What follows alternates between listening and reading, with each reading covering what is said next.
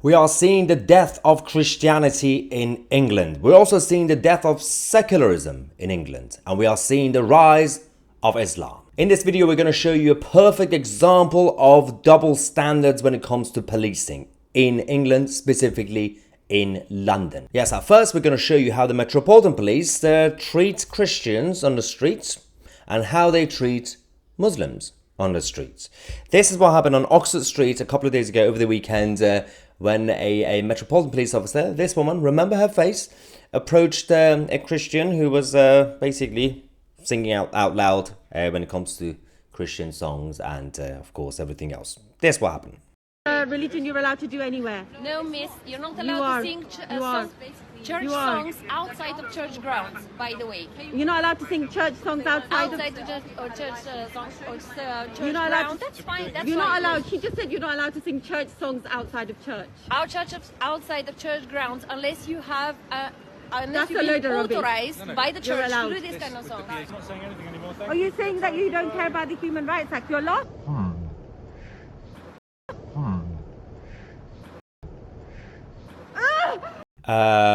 What? That was the reaction from a Metropolitan Police officer, apparently. So, you're not allowed to express your religious songs or views or expressions or whatever, right? If that's the case, why is it that the other side are allowed to do these sort of things?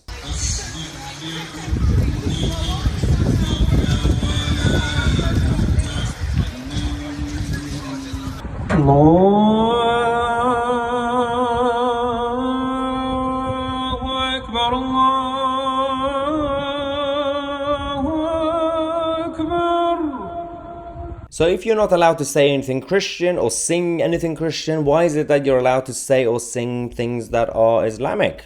There's double standards.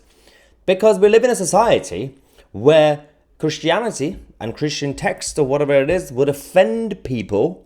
And if you get offended by anything Islamic, then that is also offensive. You're not allowed to get offended by the Islamic side.